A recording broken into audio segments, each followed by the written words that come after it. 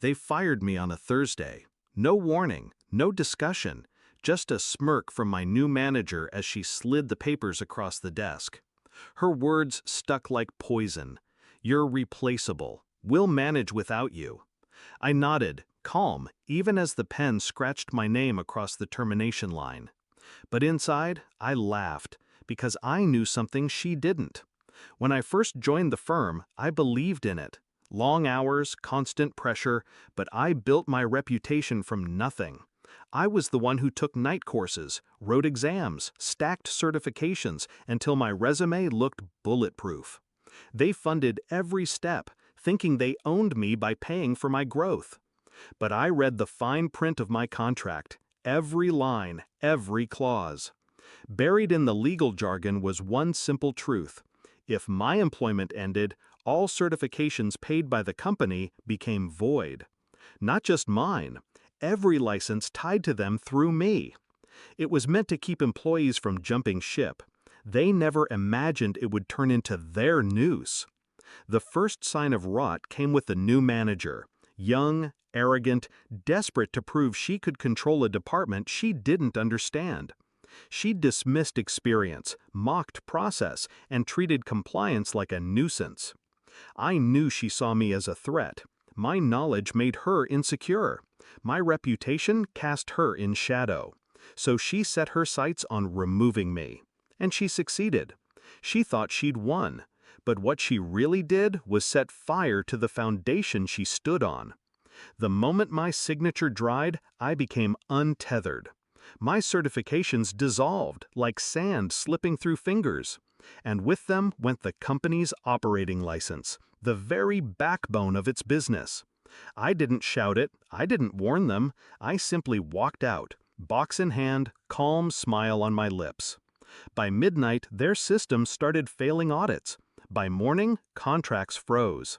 By the time the boss returned from vacation, the firm couldn't legally operate. Millions of dollars suspended in limbo. I heard about the panic through whispers, former colleagues calling, desperate for answers. The boss storming in, red-faced, shouting one question over and over: "Who the hell did we just fire?" And when they told him my name, silence fell. Because he knew. Everyone did. I wasn't replaceable. I was the keystone, and they'd ripped it out. The manager tried to cover it up. She blamed IT. She blamed accounting. She even blamed me, calling me vindictive, dangerous. But the truth was in the paperwork. Her signature, approving my termination. Her arrogance, thinking compliance was just paperwork. By the end of the week, she was gone. Not just fired, disgraced. The kind of mistake that stains a career permanently. And the boss? He called me. His voice was softer than I'd ever heard. "Come back. We'll fix this. Name your salary."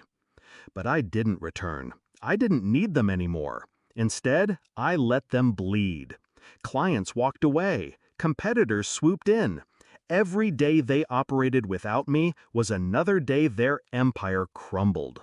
And I built something new, smaller, sharper, mine. With the same certifications reinstated, but this time under my own name, my own company. I took the clients who trusted me, the contracts that mattered. I didn't destroy them out of rage. I simply let the rules they wrote swallow them whole. Weeks later, I ran into the manager at a cafe.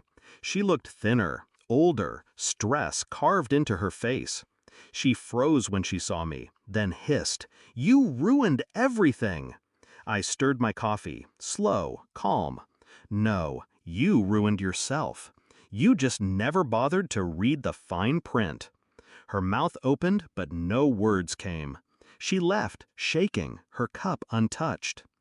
People think revenge is chaos, shouting matches, slammed doors, fire and fury. They're wrong.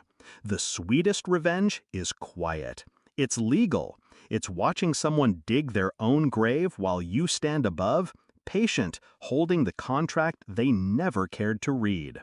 When they said I was replaceable, they weren't wrong. I replaced myself, and I left them with nothing. Now when I think back to that Thursday, I don't feel bitterness. I feel clarity. Because betrayal doesn't always come from enemies. Sometimes it comes from the people too foolish to see your worth until you're gone. And when they realize, when the licenses fail, when the contracts collapse, when the boss roars, "Who the hell did we just fire?" That's the moment the knife twists. I don't need to answer him. He already knows.